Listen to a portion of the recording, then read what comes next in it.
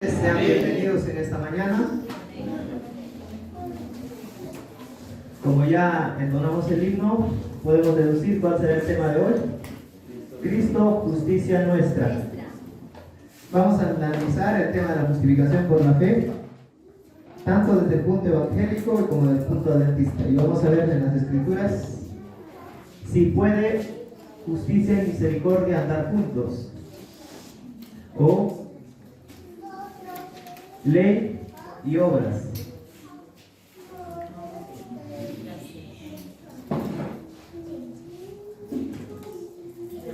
Romanos capítulo 5, 1 y 2 dice: justificados pues por la fe, tenemos paz para con Dios por medio de nuestro Señor Jesucristo, por quien también tenemos entrada por la fe a esta gracia en la cual estamos firmes, y nos gloriamos en la esperanza de la gloria de Dios.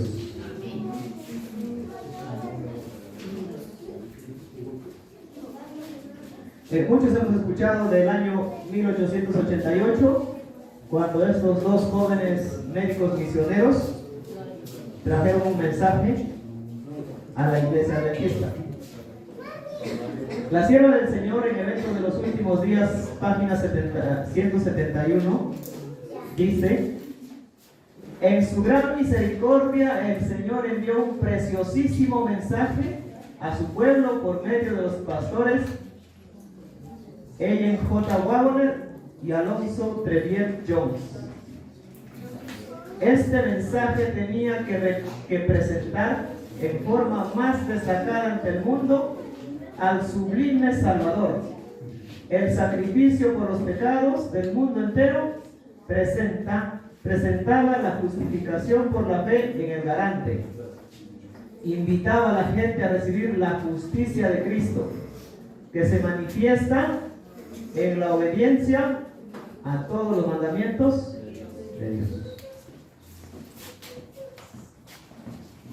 Hasta ese entonces la iglesia había predicado obediencia perfecta a la ley de Dios. Ese era el contexto, hermanos. Y cuando este mensaje llega a la iglesia es algo nuevo para todos. Muchos pensaron que era inclinación al lado evangélico, porque hablaba bastante de la gracia. Y hasta ese entonces todo era ley, ley, ley, ley y ley. Muy poco énfasis se había hecho de la gracia de Cristo. Y hoy en día, tristemente, hay dos extremos. Hay un extremo que se va solo a la ley, ley, ley, obediencia, y son muy rigurosos en sus observancias acerca de la ley. Y hay otro extremo que se va a gracia, gracia, gracia, y Cristo ya hizo todo por ti, y gracia. ¿Sí? Por ejemplo, el mundo adventista, hablando de la iglesia matriz en general, se ha ido al lado de la gracia y la gracia y la gracia. Ya muy poco se habla de la ley. Pero el mundo del movimiento de reforma se ha ido a la ley, a la ley y a la ley. Son muy rigurosos observadores de la reforma por salud, del sábado, de la vestimenta, de muchas cosas. Y Satanás ha sido muy astuto en dividir ambas cosas que están en la ley, porque el gobierno de Dios es justicia y misericordia. Entonces, el propósito de hoy va a ser amistar esos dos puntos de vista, tanto la ley como la gracia, para tener un equilibrio respecto a la justificación por la fe. También dice Eventos de los Últimos Días, está hablando la sierva del Señor y dice: muchos habían perdido de vista a Jesús. ¿Por qué? Se habían hecho su Jesús a las tablas de la ley. ¿La ley salva? No. Necesitaban dirigir sus ojos a su divina persona, a sus méritos, a su amor inalterable por la familia humana, todo el poder es colocado en sus manos y Él puede dispensar ricos dones a los hombres, impartiendo el inapreciable don de su propia justicia al desvalido agente humano. Dice la sierva del Señor: este es el mensaje que Dios ordenó que fuera dado al mundo.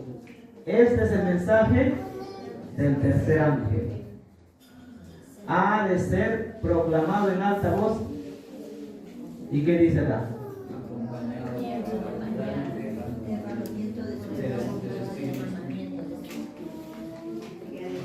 No solo la voz, sino en obras. ¿Sí?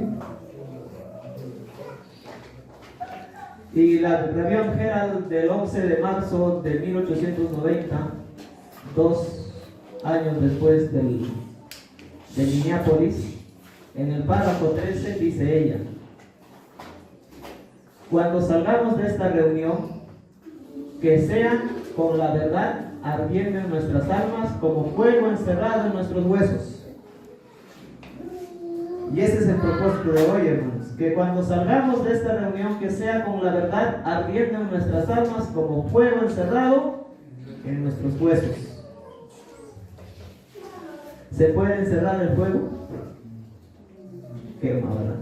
Si no lo sacas afuera, va a terminar carbonizando.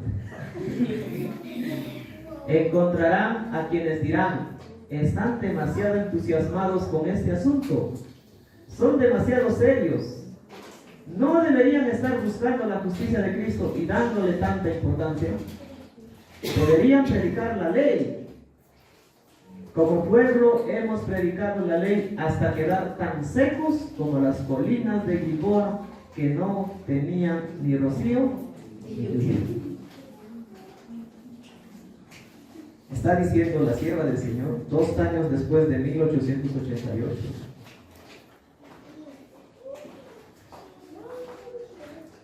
Como pueblo hemos predicado la ley hasta quedar tan secos como las colinas de Gilboa, que no tenían ni rocío. Una ley sin gracia, una ley sin misericordia. ¿Saben que ese es el evangelio de Satanás? Satanás tiene 2 maneras, no solo una, tiene 2 evangelios falsos. Uno es aplicarte la ley sin la gracia, y otro es aplicarte la gracia sin la ley. La sierva del Señor dice: debemos predicar a Cristo, y habrá savia y alimento en la predicación, que será como alimento para el rebaño hambriento de Dios.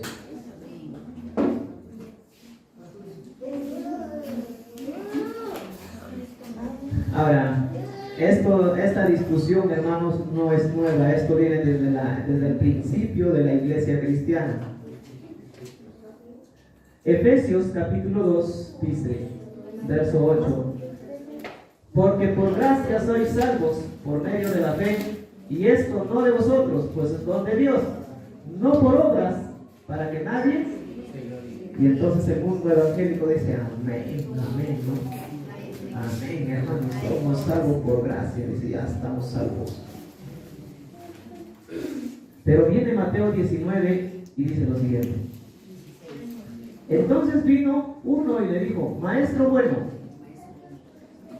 La pregunta es: ¿qué bien haré para tener la vida eterna?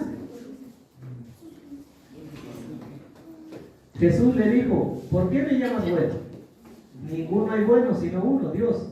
Y le dice aquí, ¿ves? Mas si quieres entrar en la vida, ¿qué le dice? Guarda los mandamientos.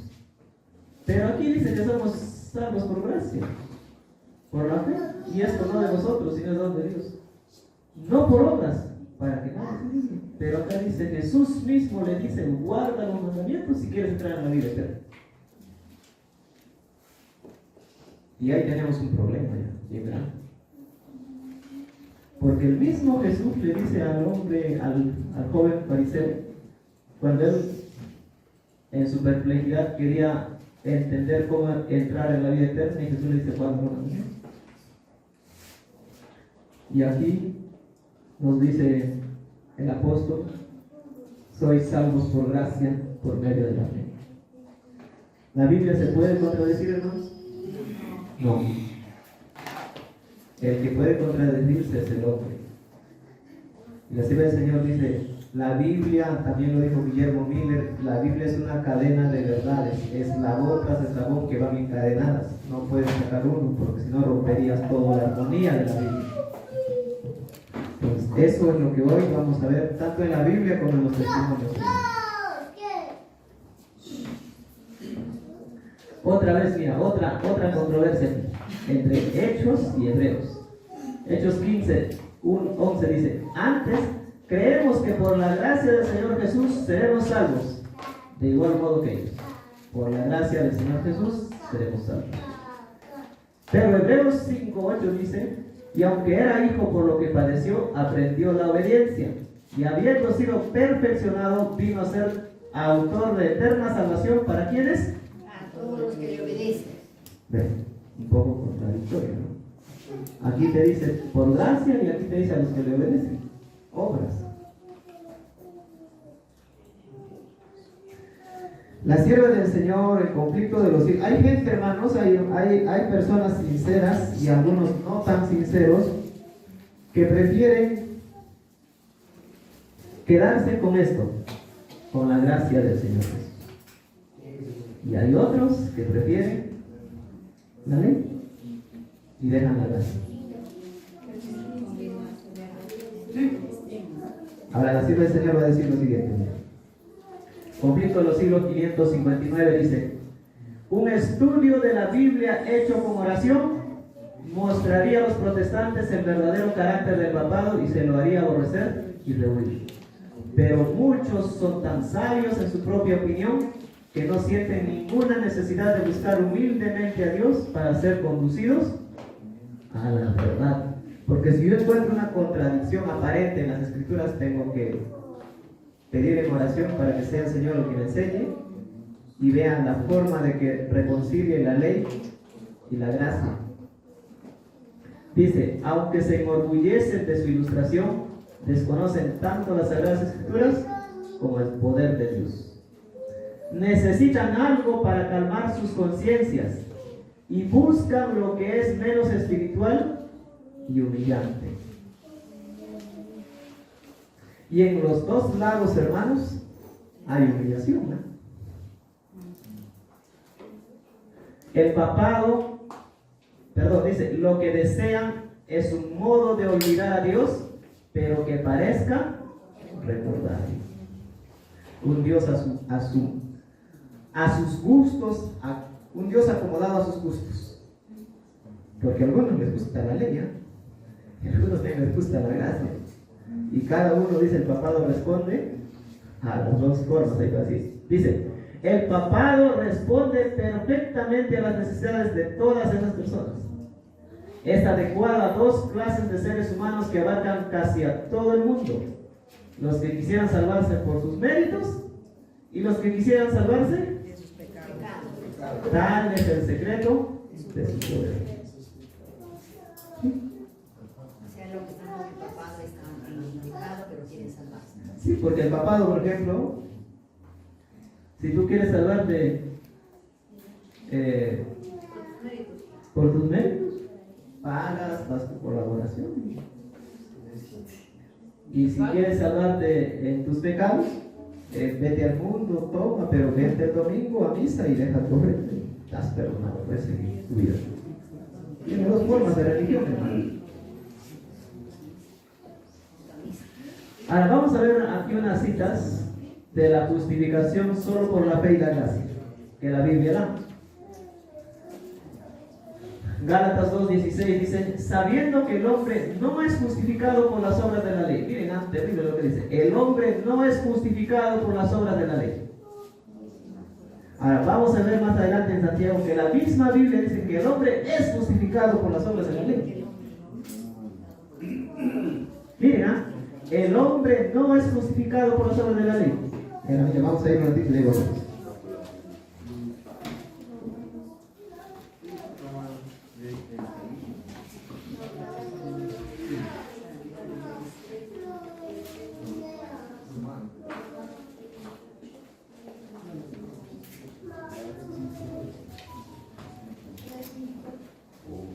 Dice, mas ¿quieres saber, hombre vano, que la fe sin obras es muerta? ¿No fue justificado por las obras Abraham nuestro padre? Mira, ¿qué dice? ¿Qué dice aquí? Miren. Que el hombre es justificado Por las obras, no solamente por las. Miren, el hombre es justificado por las obras. Y ahora miren lo que dice aquí.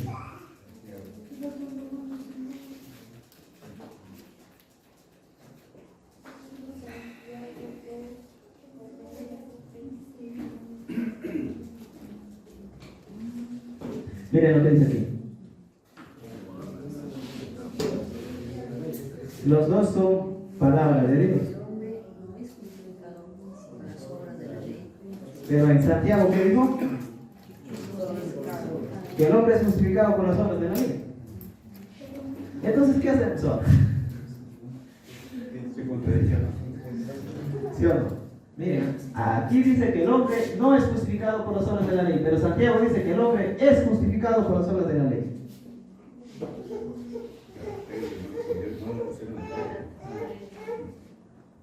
Prueba dura, ¿verdad?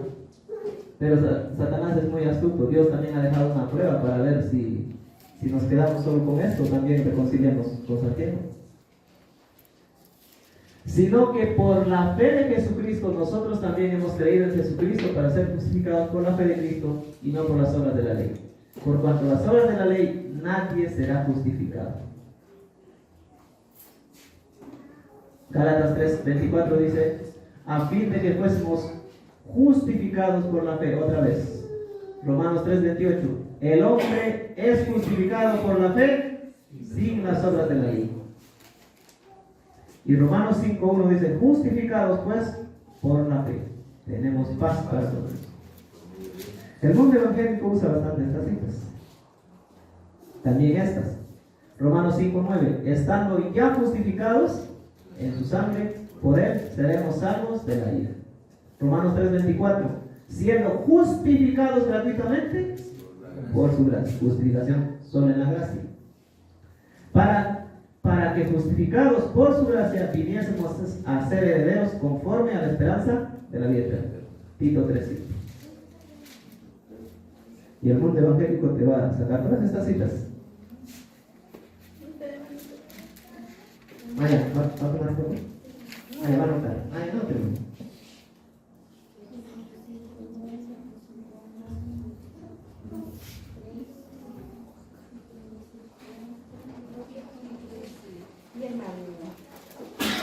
Ahora vamos a ver una justificación por las obras de la ley. Romanos 2:13 dice, porque no son los oidores de la ley los justos ante Dios, sino Los hacedores de la ley serán justificados. ¿y ahora qué hacemos? Romanos 3:31 dice, luego por la fe invalidamos la ley en ninguna manera, sino que confirmamos la ley. Y Mateo 12:36 y 37 dice, mas yo os digo que de toda palabra ociosa que hablen los hombres, de ella darán cuenta en el día de juicio. ¿Por qué vamos a ser juzgados? Porque por tus palabras y por tus palabras pura ley.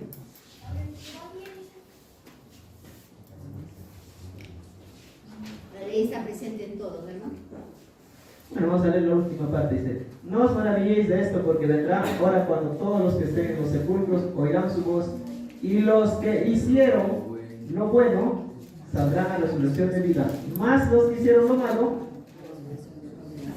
Dios le quedó la gracia ahora.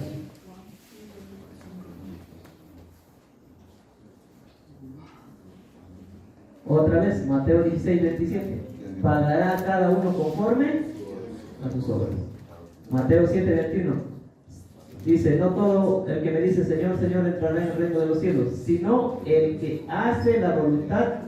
¿Y cuál es la voluntad del Padre? Que andemos en obediencia a la ley de Dios. Y acá está lo que ya leímos, Mateo 19:16-17. Entonces, así como hay tantas citas para defender la gracia, también hay tantas citas para defender la ley.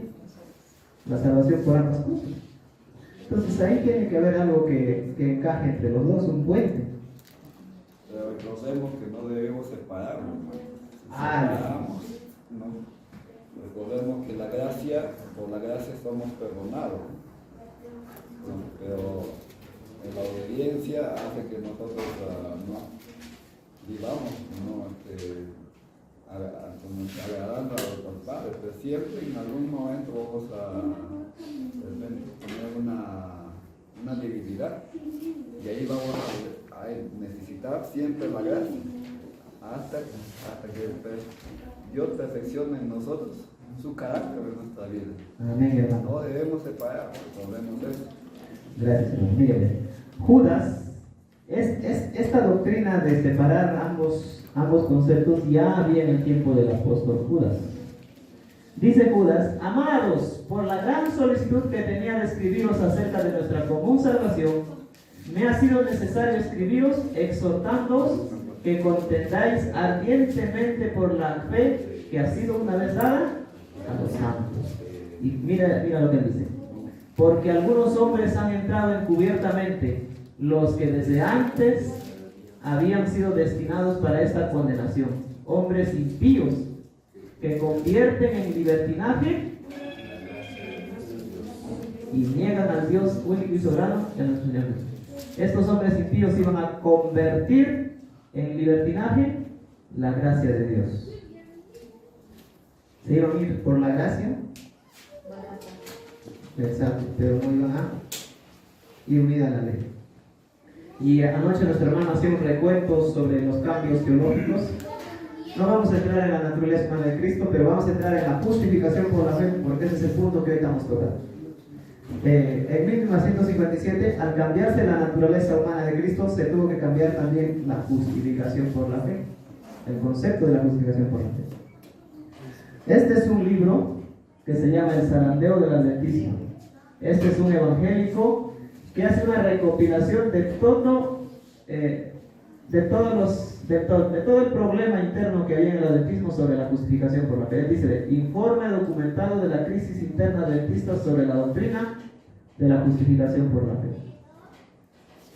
Aquí toca el punto que ayer habló nuestro hermano. Fromm y Anderson negaron que el adventismo había enseñado fundamentalmente ninguna de estas dos cosas: la naturaleza humana de Cristo, ni la expiación, ni el concepto de Babilonia, y la idea del remanente después de ese hecho. Dice: ni la naturaleza pecaminosa en Cristo, ni que la expiación no hubiera sido completada en la cruz. Fromm dijo que tales desviaciones pertenecían a lo que él llamaba el extremo lunático de la iglesia. Sí. Barthaus y Martin estuvieron satisfechos de que al movimiento adventista se le reconociera como una denominación evangélica. El zarandeo del adventismo. El que decía comprobar al terminar el culto: yo le puedo prestar esta reliquia. ¿Y saben quién me la regaló? Un hermano que cree en la justicia de los evangélicos. Porque ahí está toda la historia después del 57, ¿no? Como después llegó también a Sudamérica. Ellos mismos saben, esto no es adventista, este escritor, este es un anglicano, pero se documentó muy bien de toda la crisis que había en la iglesia sobre la justificación por la fe, porque ese es el tema.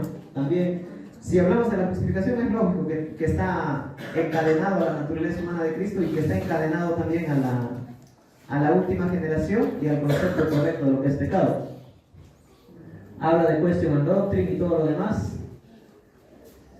Dice: algunos recibieron el giro de los eventos como una vindicación final del movimiento, como denominación legítimamente evangélica, mientras que otros, como M.L. Andreasen, la vieron echar río abajo al movimiento. Desde aquí en adelante, pues, el adventismo cambió el tema de la justificación por la fe, ¿no?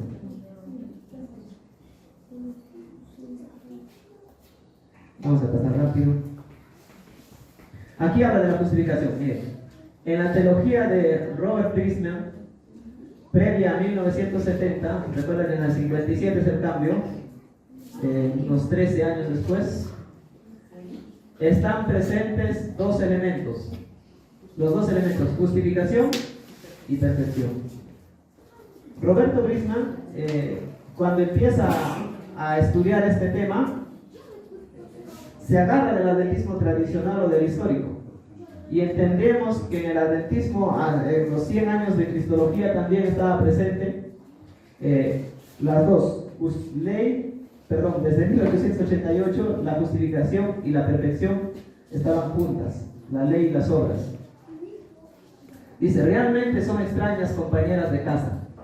En el contexto de la reforma protestante, el primero demanda que el segundo quede excluido, que la perfección no exista en la justificación.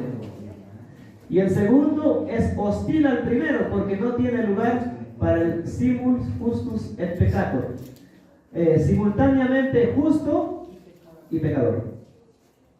Lutero enseñaba eso. El hombre es, cuando Dios lo justifica, el hombre es justo porque Dios lo ha justificado, pero es pecador porque en su naturaleza humana tiene impregnada el pecado. Por eso Lutero decía, en el momento simultáneo es justo y pecador. Simul justus et peccator. Justo y pecador en una sola o en una misma vez. ¿Puede existir eso, hermanos? ¿Ser justo y pecador a la misma vez? No se puede, ¿verdad? Es que él no podía enlazar la ley y la gracia. Él se fue bastante por la gracia. Dice, Brisman intentó sostener juntamente al protestantismo histórico lo que él veía como adventismo histórico. Quiso unir al evangelio de Lutero con el adventismo histórico. Eso fue su problema. Y buscó muchas maneras de unir los dos, el pecado original y la perfección de los santos. El que él hizo es que empezó mal porque Lutero empezó su justificación por la fe primero con la Vulgata Latina, donde estaba bien metida el pecado original. Y las siervas del Señor dicen que esa Biblia tenía más de 5,000 errores. Y Lutero basó su estudio con la Vulgata Latina para entender la justificación por la fe, con una Biblia que tenía más de 5,000 errores. Y Brisman quiso hacer lo mismo, intentó sostener juntamente al protestantismo histórico de los luteranos, de los calvinistas y todos los reformadores, y al adventismo histórico. Por muchos años él buscó maneras de unir los dos puntos de vista, hermano. Este libro te puede dar mucha luz. Dice, surgió entonces un pequeño grupo de eruditos adventistas que reconocieron el problema del pecado original y dijeron que este permanecía, ¿hasta cuándo? Hasta la venida de Cristo. Ese evangelio hoy está dentro de la iglesia adventista, de la grande. También está en el movimiento de reforma, los dos movimientos de reforma. Sí, ahorita están en una batalla total, allá. Al menos allá la batalla es pareja, porque hay históricos y hay de la nueva teología en partes iguales, y la batalla es parejita. En cambio, en nuestro caso ya somos muy pocos los que quedan ahí adentro. O sea, ¿y cómo le identificas este evangelio dentro de la organización? Que digan que vamos a pecar hasta Que te digan que vas a pecar hasta segunda vez. O sea, que las personas digan, pero vamos a ser pecadores, no hay nadie sin pecado. Exacto, nadie es sin pecado porque ya nacemos pecadores. A veces no te dicen directamente que eres pecador, pero te dicen nadie es sin pecado, todos somos Porque yo pecadores. he comentado de esto con personas y me dicen, pero señora Paqui, ¿cuándo dejamos de pecar? Nadie, nunca nadie deja de pecar. Entonces, ¿cómo nos salvamos? ¿Cómo se estuviera? No, dice por ahí en alguna partecita de repente dejamos de pecar. Mire, estos eruditos se opusieron al nuevo enfoque de Brisman sobre el perfeccionismo en la misma vez que este sea pecador. La iglesia desde entonces habían dos grupos en la iglesia. Unos eran perfeccionistas y otros eran de la nueva teología. Y cuando Brisman quiso unir los dos grupos se le opusieron. La vida de Brisman en la iglesia es un poco triste, hermanos. Yo, si hubiera estado en el lugar de Brisman, me hubiera terminado muy triste. Brisman empezó a querer unir, luego se pasó al lado histórico y el lado evangélico lo rechazó. Luego se pasó al lado evangélico y el lado histórico de la misma, la iglesia se cambia también al otro lado. La iglesia fue así, se vino para acá y se fue para allá. Cuando Brisman se viene para acá, la iglesia se va para allá. Y Brisman cada vez que cambiaba, la iglesia se cambiaba y era una correteadera terrible. Miren, vamos a seguir. Sin embargo, a pesar de la contribución de Brisman, la agitación se tornó tensa y un tanto beligerante. Alrededor de todo el mundo, la gente que mostraba alguna simpatía hacia el mensaje del despertar se los deponía de sus posiciones y o se los removía de la membresía de la iglesia, se los disciplinaba. Si agarran la idea de Brisman, fuera. Y cuando Brisman agarró la teología histórica, a los de la nueva teología, fuera. La iglesia no fue como un viento que lo llevaba para acá y lo llevaba para acá, la iglesia y a Brisman, hermano. Aquí habla de A.T. Jones y todo lo demás. Brisman basa su teología luego en las declaraciones de Waggoner y Jones. Por eso les digo que se vuelve histórico. Y aquí dice, Brisman completa su peregrinaje hasta Lutero y Calvino. Luego, impulsado por Desmond Ford, Roberto Brisman se va a estudiar la teología de Lutero y Calvino. Se va al pecado original. Dice, en 1970, Roberto Brisman emprendió una investigación intensiva de la teología de los reformadores. No solo leyó a los reformadores, sino que también hizo un estudio de la teología católica. Por primera vez llegó a entender la diferencia real entre la Reforma y la Iglesia Católica. Pero la Iglesia Católica tiene el pecado original en sus entrañas, y eso es lo que Brisman no se dio cuenta, porque él agarró el pecado original. Dice, las disertaciones sobre Gálatas de Lutero le enseñaron a Brisman el significado de la justicia por la fe, según la Reforma, como justificación sola, y ya no perfección. Hasta ese punto había pensado que la justicia por la fe significaba justicia imputada y impartida. Lo que la iglesia del adventismo histórico enseñaba en ese tiempo era esta, justicia imputada y impartida. Pero Brisman, al leer a Lutero y a Calvino, entiende que los dos están enemistados. No hay unión entre los dos. Dice, vio que la justicia por la fe y la impecabilidad en el creyente se excluían mutuamente. No podían convivir los dos. O tenía que el hombre vivir pecando hasta que Cristo venga, o tenía que vivir obedeciendo, llegando a la perfección del carácter al cierre del tiempo de gracia. Dice, había llegado al punto donde podía ver que el sola fide o la sola fe de la Reforma estaba opuesto al perfeccionismo ontológico en el proceso histórico, aunque fuera este el perfeccionismo de la generación final. Un elemento o el otro tenía que eliminarse. Brisman entregó su perfeccionismo y se quedó con la sola fide de los reformadores. Brisman, después de ser histórico, dice, mejor me voy a la Reforma Protestante. Y la iglesia que estaba en el otro lado se viene al lado histórico y lo dejan a Brisman que se vaya por ahí. No se parece que lo tenían como que cólera, Brisman, no sé, pero Dios habrá permitido esas cosas también en ese tiempo. Miren, luego de esto, Brisman ya es retirado se retira de estar predicando al mundo adventista. Brisman cede a Heppenstall y a Desmond Ford. Sí, Desmond Ford estuvo muy presente en la teología de Roberto Brisman. Recuerden que Desmond Ford también es expulsado de la organización adventista por rechazar el juicio investigador,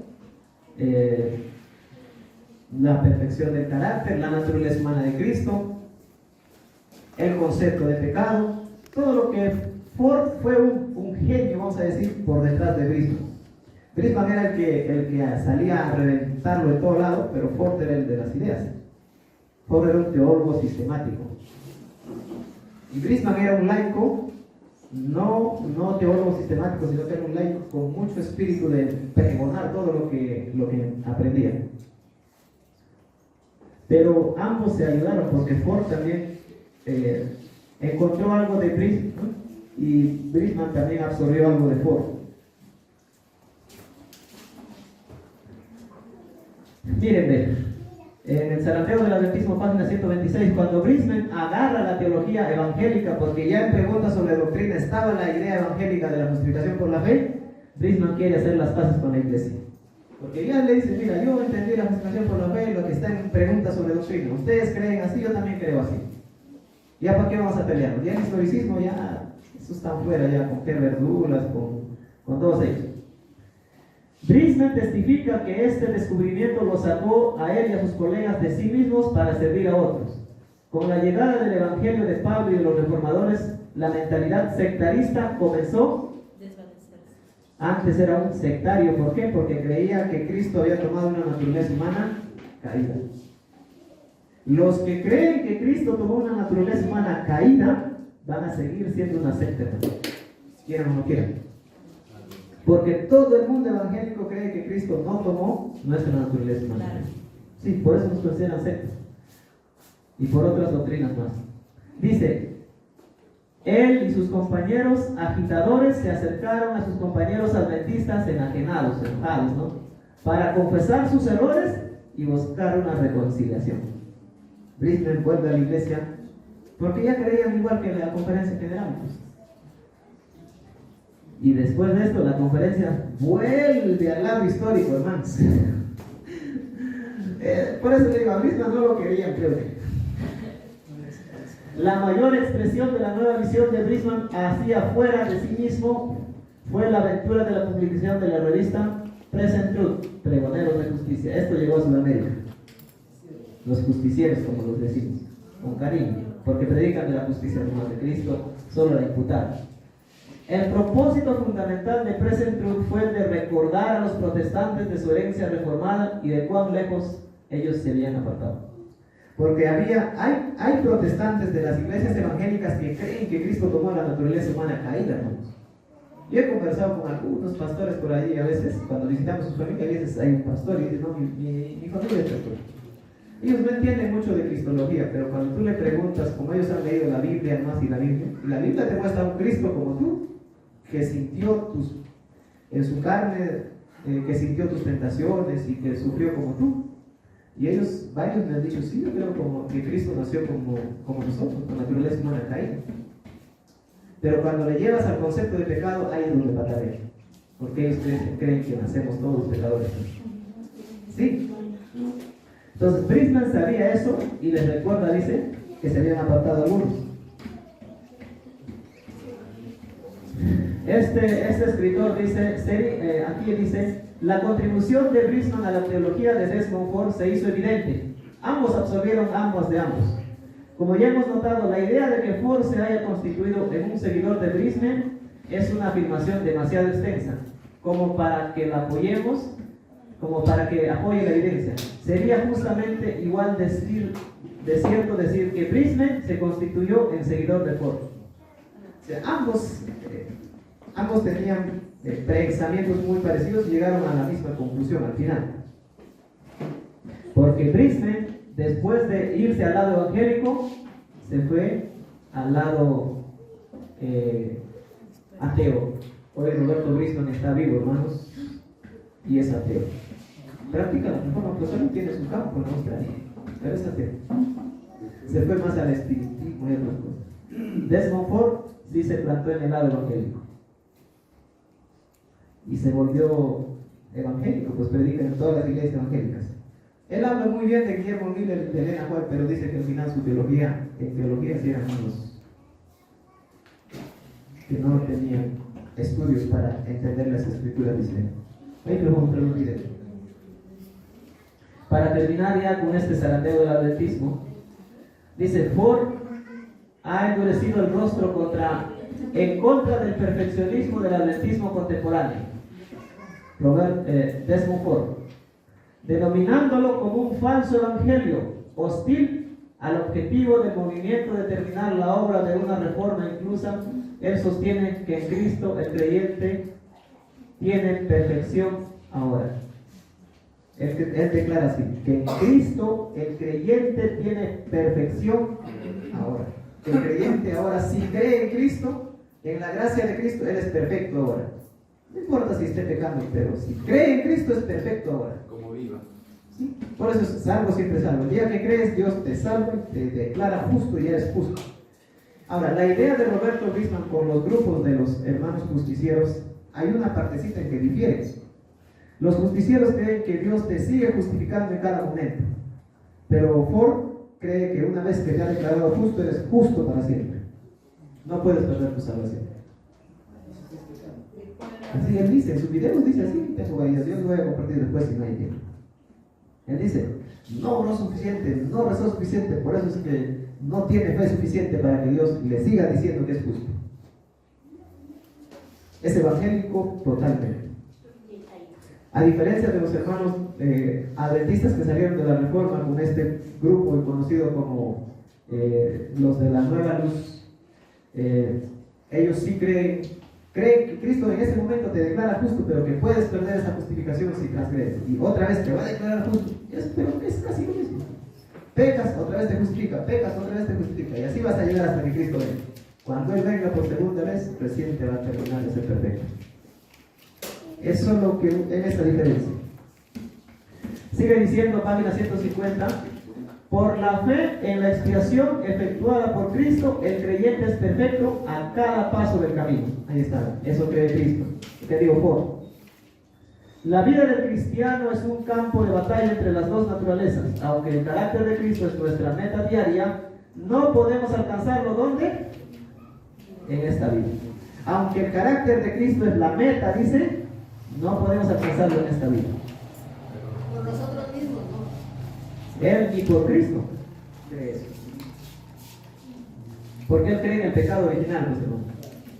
Mientras tu carne no muera y resucites nuevamente, hasta ese punto tu carne va a seguir con pecado. La perfección cristiana para Él es, y en la iglesia se conoce como madurez espiritual. Hermano, hasta tu madurez espiritual. ¿Han leído sus seminarios de enriquecimiento espiritual? Hay 40 publicados. Exacto, ahí llegas, ya ayudas por su palabra. Eso es para que tú seas un cristiano maduro. Y Él para la perfección para ellos es madurez cristiana.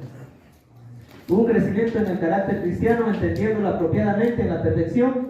La perfección no es impecabilidad. La perfección no es impecabilidad, porque todavía vas a seguir pecando. Por eso Lutero dijo, justus ad peccator, justo y pecador vas a seguir siendo.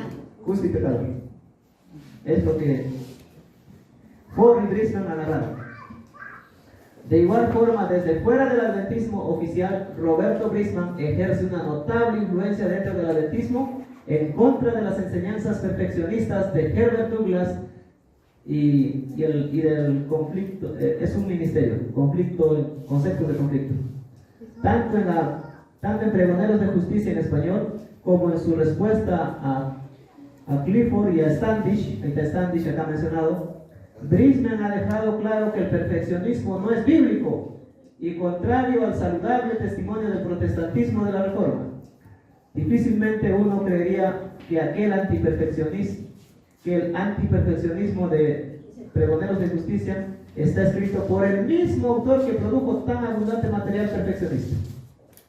Por eso les digo, Brisman en un tiempo fue perfeccionista, defendió la teología histórica, basada en Wagner Jones, hizo sus volantes para repartirlo, se llamó Camino al Santuario.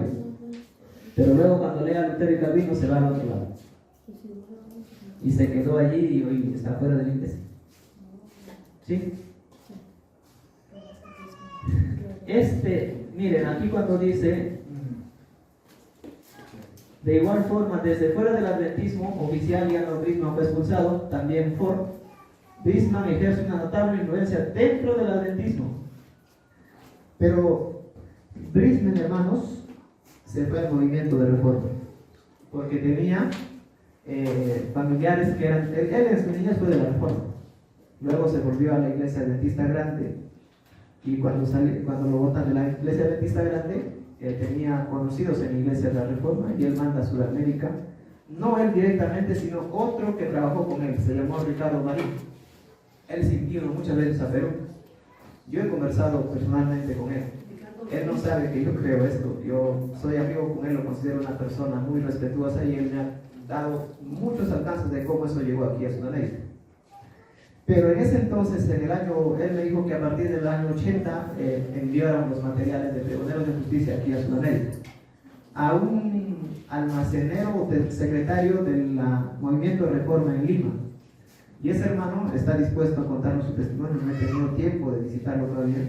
Pero un pastor brasileño llamado Alfonso Balbach, teólogo de la Reforma, no de la Adventista, escribió esto: consideraciones sobre la nueva teología. Porque esta nueva teología de Brisbane estaba infectando el movimiento de Reforma también. Miren, aquí está, les voy a presentar. Ahí está. Y él dice en esta partecita, hace preguntas en la cual ahorita vamos a responder.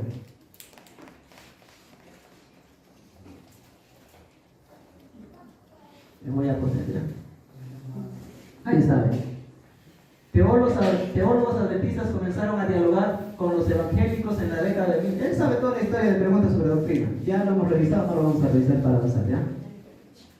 Y él hace una pregunta, mira, a ver, dice lo siguiente: la nueva teología está tomando lugar en toda la división norteamericana. Ella enseña lo siguiente acerca de la doctrina adventista del séptimo día: que no somos la iglesia remanente. ¿Saben por qué? Porque Desmond Ford descartó el juicio investigador, por él descartó 1844.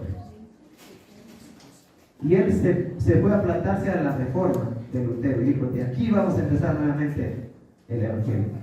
Porque el adventismo es un adventismo equivocado, porque cree que Cristo tomó naturaleza humana caída. El juicio investigador no existe. No hay seguridad en el juicio investigador. El cristiano no tiene la seguridad de su salvación. En el triple mensaje angélico está invalidado. ¿Por qué? Porque Apocalipsis 14:12 dice: aquí está la paciencia de los santos, los que guardan los mandamientos de Dios. Tienen la fe. Descartado, dice: no vamos a guardar los mandamientos hasta que Cristo venga por segunda vez. Que la observancia del sábado como séptimo día no tiene importancia. Eso dijo Ford. Él dice, él es bien doble discurso. Te dice: sí, yo aún soy adventista, yo creo en el sábado y no he encontrado argumento en la Biblia para no guardar el sábado. Pero no guardo, porque ya Cristo guardó por mí. ¿Entiendes? Es un doble discurso, para que me entiendan. Es lo que los pastores adventistas han aprendido. ¿Qué más dice? Que el mensaje sobre los alimentos limpios e inmundos es falsa. Claro. Si a Cristo es tu obediencia, tu garante de salvación, por la fe en Él ya estás limpio. Que Elena de White en nada debe ser acreditada, a no ser tal vez en ciertas sugerencias acerca de cómo vivir bien en la reforma pro salud. Porque Ford practica la reforma pro salud. Brisbane también practica la reforma pro salud. Sí. Tiene su huerto, vive en el campo, siembra sus propios alimentos, tiene sus videos en YouTube. Son observadores de la reforma pro salud, mucho mejor que nosotros. Claro, porque ella tiene su chakra con todo, su huerto con todo.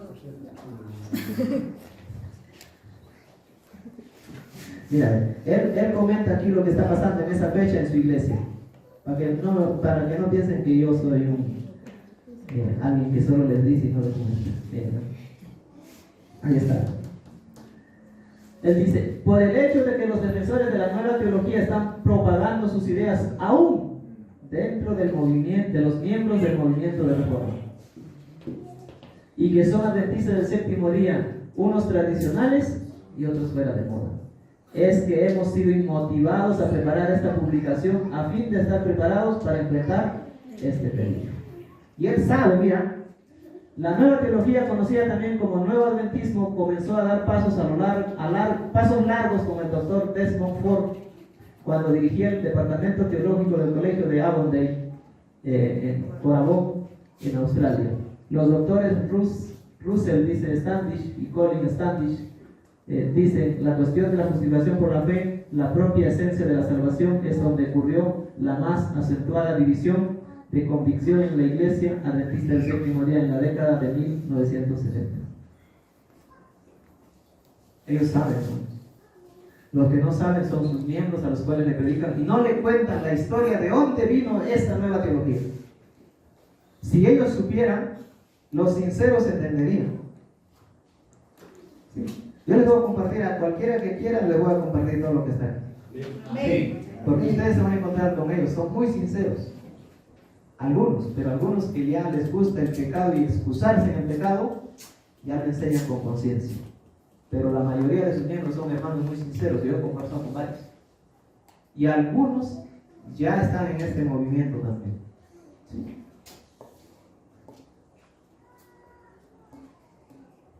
Al final, el albedrío es libre para cada uno, pues no podemos imponerlo, solo presentarle su historia y que él pueda entender de dónde vino esa idea, ¿no?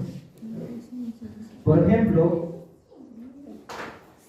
este hermano dice lo siguiente: el escritor de este libro dice, de esta nueva teología, que es del movimiento de la Reforma, dice: hace algunos años el autor de esta compilación, Alfonso Balbach, preguntó al pastor Roberto Pearson, después de su renuncia a la presidencia de la Conferencia General de los Adventistas del Séptimo Día, de la Grande, para que me entiendas: hermano Pearson, a su criterio, ¿cuál es la omega de la apostasía mencionada en Mensajes Selectos, tomo 1, página 230, 233, 237, donde dice: el enemigo de las almas ha procurado introducir la suposición de que había de realizarse una gran reforma entre los adventistas del Séptimo Día, y que esta reforma consistiría en abandonar las columnas que están como los pilares de nuestra fe, y que había de comenzar un proceso de reorganización.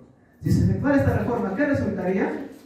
Los principios que Dios en su sabiduría ha dado a la iglesia remanente serían descartados.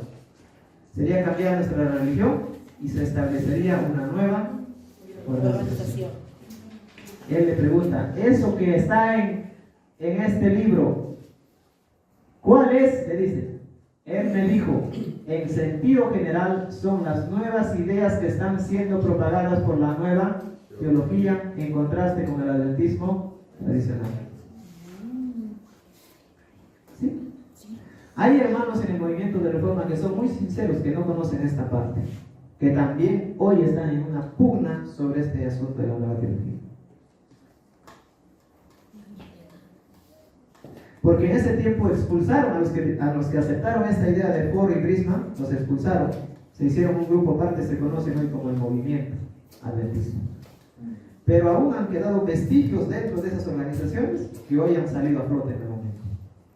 Y ahorita el movimiento de Reforma está en pugna. Una iglesia lo disciplina a la otra iglesia y la otra iglesia lo disciplina a la otra iglesia, así también. ¿De verdad?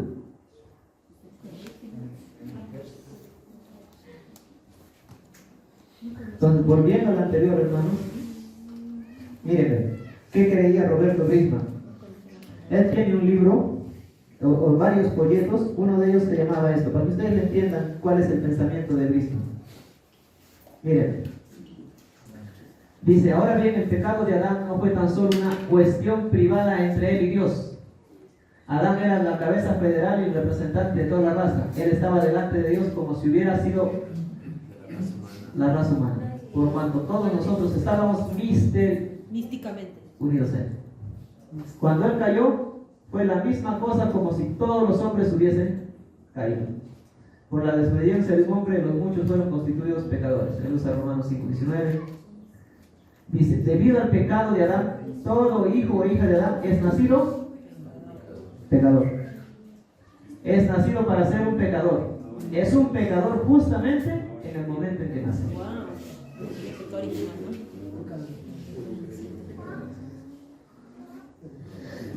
Ahora dice: no somos pecadores porque hayamos cometido algún pecado, más bien hemos cometido pecado debido a que somos concebidos y nacidos pecadores por naturaleza. Pecado original en su máxima esencia. Pero la sierva del Señor dice lo siguiente en Joya de los Testimonios, página 414, tomo 3. El quinto capítulo de Apocalipsis debe estudiarse detenidamente. Es de la mayor importancia para los que han de desempeñar una parte en la obra de Dios en estos últimos días. Dice, algunos están engañados, no se percatan de lo que está por suceder en la tierra. Son víctimas de un error fatal los que se han dejado confundir en lo que concierne a la naturaleza del pecado. Esto es lo que cree la Iglesia Católica. En el Catecismo Católico dice, ¿cómo el pecado de Adán vino a ser el pecado de todos sus descendientes? Todo el género humano es en Adán sicut unum corpus unius, un solo cuerpo, un solo hombre, como el cuerpo único de un único hombre. Santo Tomás de Aquino. Por esta unidad del género humano, todos los hombres están implicados en el pecado de Adán, como todos están implicados en la justicia de Cristo. Sin embargo, la transmisión del pecado original es un misterio que no podemos explicar. Es un misterio porque pues se lo han inventado. Y la sierva del Señor dice en Conflicto de los Siglos 556: Satanás se esfuerza siempre en presentar de un modo falso la naturaleza del pecado y las verdaderas consecuencias que tendrá la gran controversia. Sus sofismas debilitan el sentimiento de obligación para con la ley divina. Te llevan a no obedecer la ley, pues. Y dan a los hombres, ¿qué dice? Ahí está, ¿no? Si tú ya naces pecador, si tú pecas porque ya naciste pecador, pues peca de todo lo que quieras, no hay problema, ¿no? Si igual ya fuiste así, ya eso puede ser así. Así sea, así peques 100,000, igual Dios ya por nacer, no, ya te condenó. La Science for the Times del 29 de agosto de 1892 dice, la sierva del Señor: hay muchos que en su corazón murmuran contra Dios. Hemos heredado la naturaleza caída de Adán y no somos responsables por nuestras imperfecciones naturales.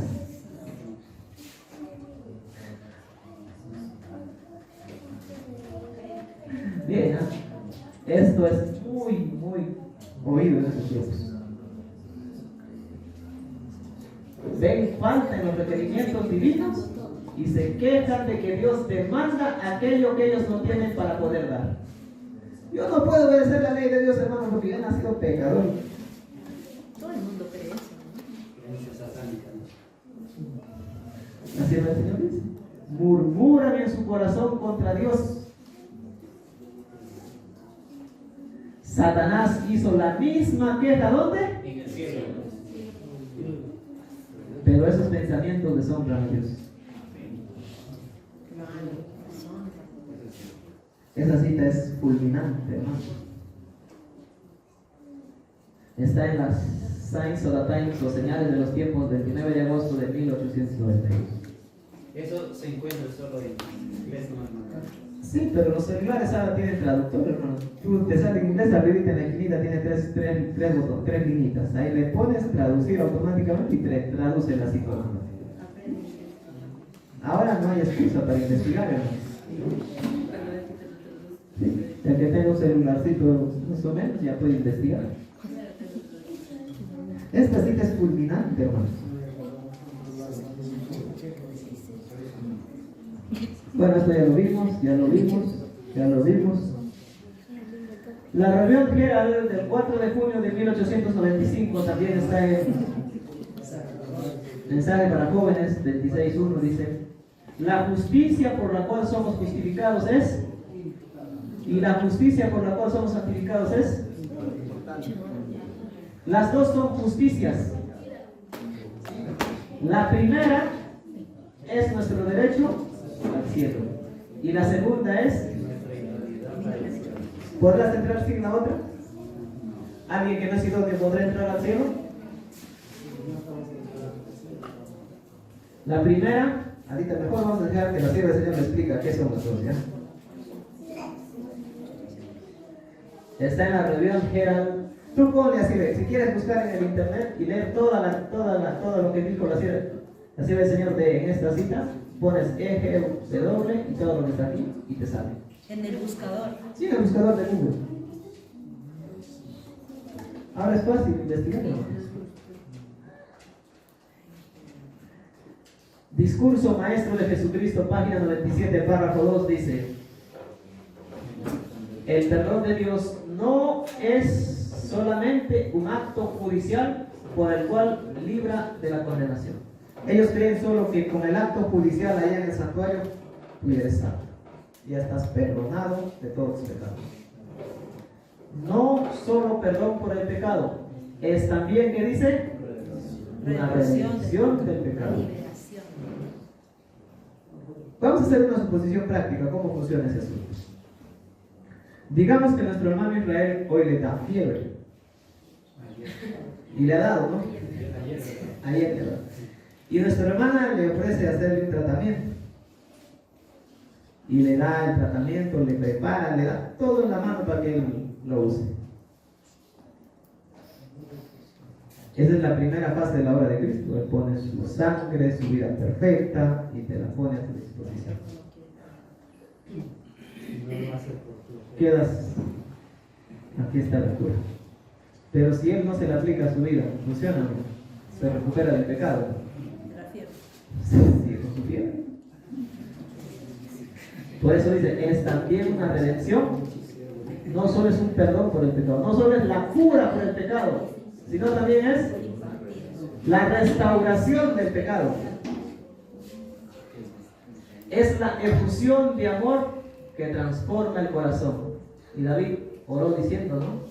Crea en mí, oh Dios, un corazón limpio y luego renueva un espíritu de justicia. Mira, otra cita. Palabras de vida del gran maestro, página 37. En el mismo comienzo de la vida cristiana debe enseñarse a cada creyente en los principios fundamentales. Debe enseñársele que no ha de ser salvo por el sacrificio de Cristo, sino que ha de hacerse que la vida de Cristo sea su vida y el carácter de Cristo sea su carácter. Amén. La justicia de Cristo.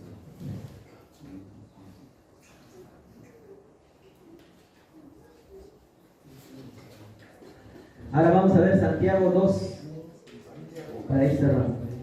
Dice 20: Mas ¿quieres saber, hombre vano, que la fe sin obras es muerta?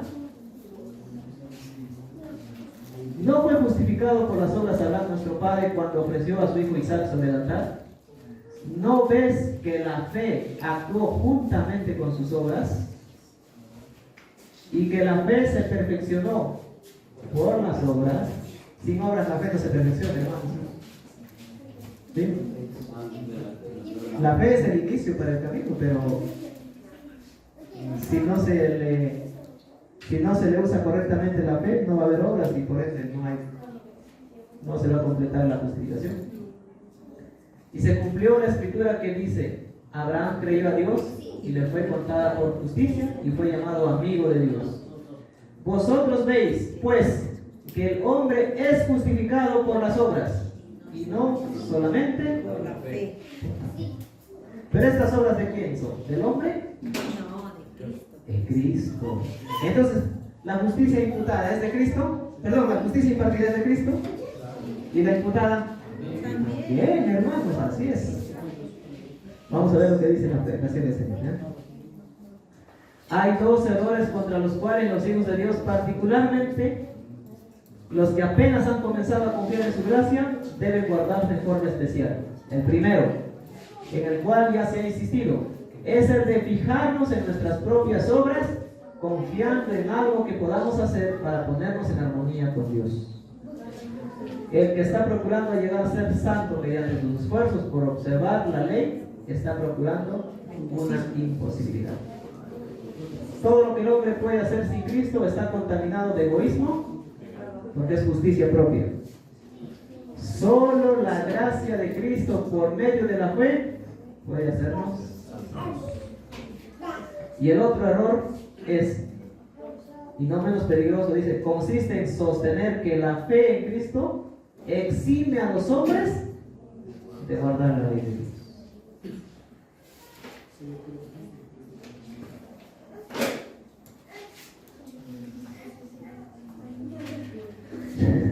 Nótese, sin embargo, dice que la obediencia no es un mero cumplimiento externo, sino un servicio de amor. Aquí viene la humillación, la abnegación, el dominio propio, la muerte al yo, todo ese asunto.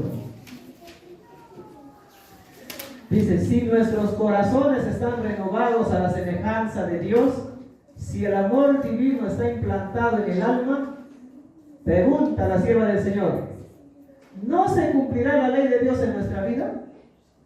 Si esto está pasando en nosotros. A ver, ¿se cumplirá la ley de Dios en nuestras vidas o no? Sí, porque ya Dios estará morando en nuestros corazones. Cuando el principio del amor es implantado en el corazón, cuando el hombre es renovado a la imagen del que lo creó, se cumple en él la promesa del nuevo pacto. Pondré mis leyes en su corazón y también en su mente las escribiré. Si la ley está escrita en el corazón, pregunta la sierva del Señor, ¿no modelará la vida? La obediencia es decir el servicio y la lealtad que se rinden. Es la verdadera prueba del discipulado.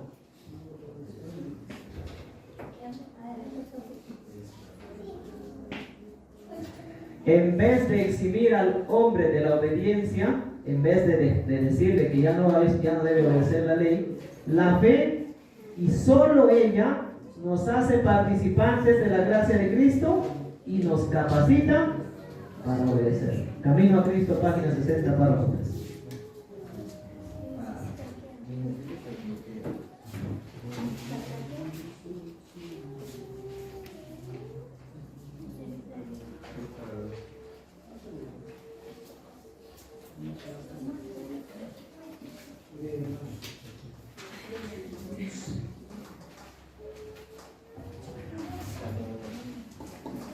Camino a Cristo 61.2 dice, así, la así llamada fe en Cristo,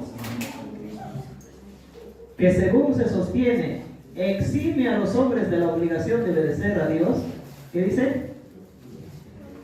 No es fe, sino presunción. Por gracia sois salvos por medio de la fe, mas la fe, si no tuviera obras, es de suyo muerto. Camino a Cristo 61.12.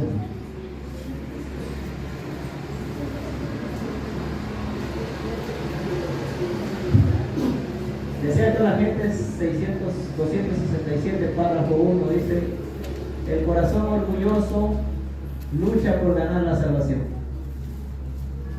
El que cree en la ley, obedeciendo la ley. Pero tanto nuestro derecho al cielo como nuestra idoneidad para él se halla ¿dónde? En la justicia de Cristo. Las dos son de Cristo, hermanos. Por eso dicen no por obras, porque no está hablando a las obras que resulta de la fe en Cristo, sino está hablando a las obras por justicia propia. Hay que entender eso cuando la Biblia dice eso.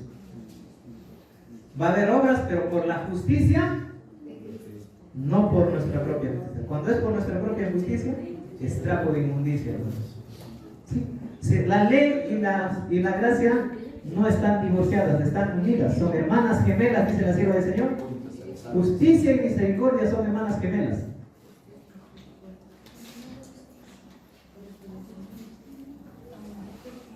Ya, ahora sí entendimos la justificación por la fe, ¿verdad? Ahora vamos a la aplicación en nosotros. Esta es la última parte, hermanos. Son 5 PPTs. Sí avanza, ¿no? Muy bien. A ver, vamos a parar su lápiz, ¿eh? Vamos a estirarnos. No vamos a estar levantar las manos sin himno para allá.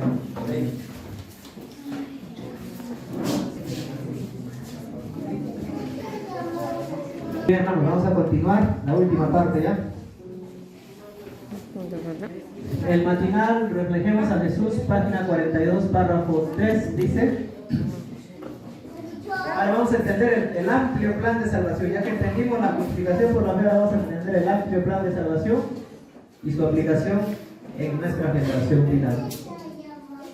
Dice: pero el plan de redención tenía un propósito todavía más amplio y profundo que el de salvar al hombre. Entonces, la prioridad de Dios al venir a nuestro mundo no fue la de salvar al hombre. Sí. Cristo no vino a la tierra solo por este motivo. No vino meramente para que los habitantes de este pequeño mundo acatasen la ley de Dios como debe ser acatada, sino que vino para vindicar el carácter de Dios ante el universo.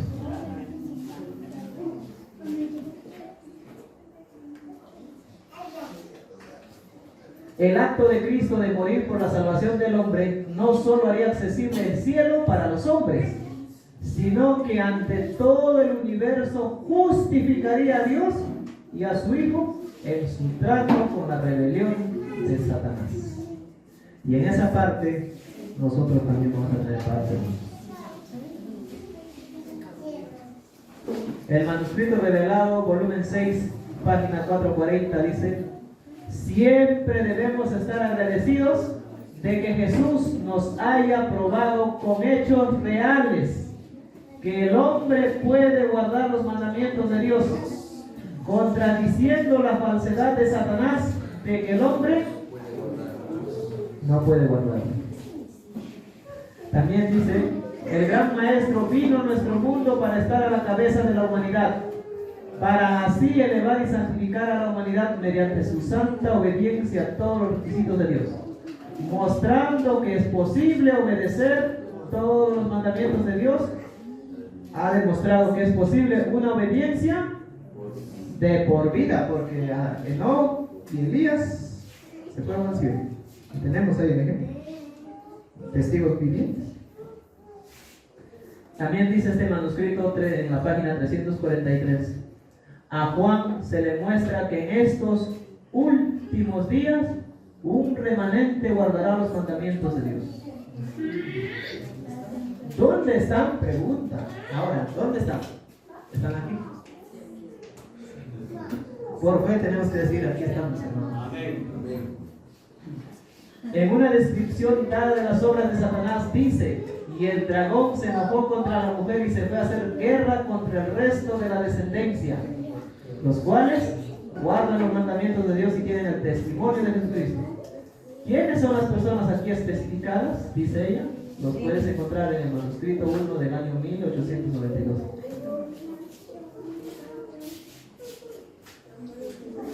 Y la misma Biblia, hermanos, la misma escritura que todos consideramos inspirada por Dios, aún los de la nueva teología, en Efesios 4, 11, 12 y 13 dice: y él mismo, hablando de Cristo, constituyó a unos apóstoles, a otros profetas, a otros evangelistas, a otros pastores y maestros, a fin de perfeccionar a los santos para la obra del ministerio, para la edificación del cuerpo de Cristo, hasta que todos lleguemos a la unidad de la fe y del conocimiento del Hijo de Dios, a un varón perfecto, a la medida de la estatura y de la plenitud de Cristo. Con esto no hay para dónde irse, hermanos. Es la escritura, es la Biblia, que tanto los de la nueva teología como nosotros creemos que es inspirada. Y con estas dos citas vamos a terminar. El santuario y su servicio de M.L. Andreasen dice: en la última generación Dios quedará vindicado. ¿En qué? En el remanente. Satanás encontrará su derrota. La acusación de que la ley no puede ser observada quedará plenamente refutada. Dios producirá no solamente una o dos personas que observen sus mandamientos, sino un grupo entero, el de los 144,000.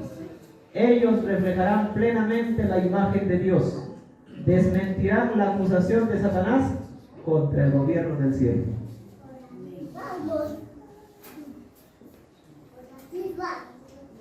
Y el santuario y su servicio, página 251, dice: sin embargo, esta es la tarea que Dios se ha propuesto y que Él espera realizar. Cuando Satanás lance la declaración y el desafío, nadie puede guardar la ley. Es imposible. Si hay alguno que pueda hacerlo o que lo haya hecho, muéstramelo, diga. ¿Dónde están los que guardan los mandamientos? Aquí estamos. Dios contestará tranquilamente. Aquí está la paciencia de los santos. Aquí están los que guardan los mandamientos de Dios y tienen la fe de Jesús. Amén. Y esto no es idea de André Hansen, hermanos, porque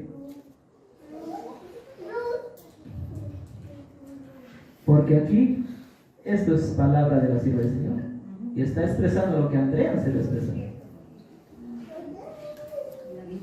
Sí, André Hansen solo lo hizo más efusivo el mensaje que la sierva del Señor dijo. A.T. Jones también dijo todo eso, que cuando en la tierra los hombres escogidos o los 144,000 dejen de subir pecado confesado al lugar santísimo, entonces Cristo podrá salir tranquilamente de allí y decir: consumado es. El tiempo de gracia se habrá terminado, el sellamiento habrá llegado a su fin.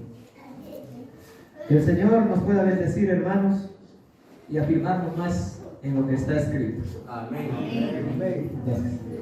Amén. Libro 278.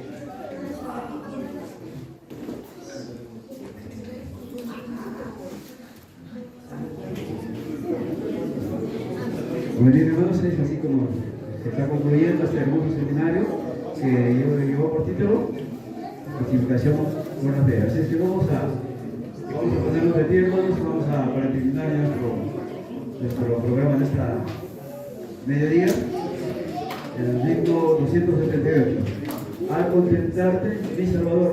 Meditemos en la última estrofa del himno, hermanos. Meditemos sobre todo, hermanos, en la última estrofa de este himno.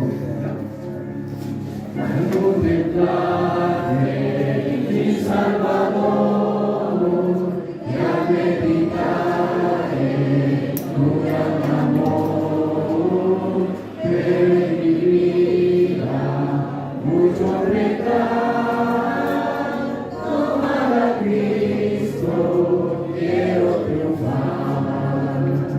Cubre mi vida, Cristo Jesús, blanca cual nieve, nace tu luz. Tuya es mi vida, soy pecador, en tu nombre soy vencedor. Otras heridas de transgresión manchan mi vida sin tu perdón. Cúbreme, Cristo, mora en mí, vive tu vida, vive en mí. Cubre mi vida, Cristo Jesús, blanca cual nieve, nace tu luz. Tuya es mi vida, soy pecador, en tu nombre soy vencedor. Dame la dicha de tu perdón, dame tu manto de salvación. Dicho lo acepto, dejo el pecar, dame las fuerzas para triunfar.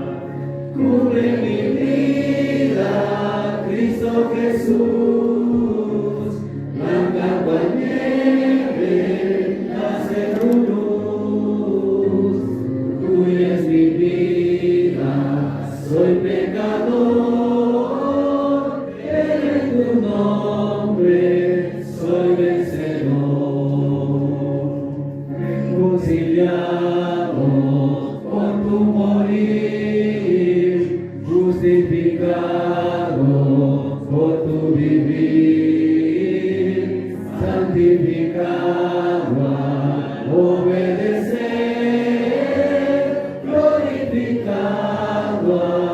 verte volver. Cubre mi vida, Cristo Jesús, blanca cual nieve, hace tu luz. Tuya es mi vida, soy pecador, pero en tu nombre soy vencedor. Amén, gloria a Dios. Hermanito, por favor. Mis hermanos, vamos a orar. Padre nuestro que estás en los cielos, santificado, bendito Dios sea su nombre. Gracias, Señor, por este mediodía, aquí reunidos con todos tus hijos, Señor, tanto como hombres, mujeres, niños, niñas, jóvenes, señoritas.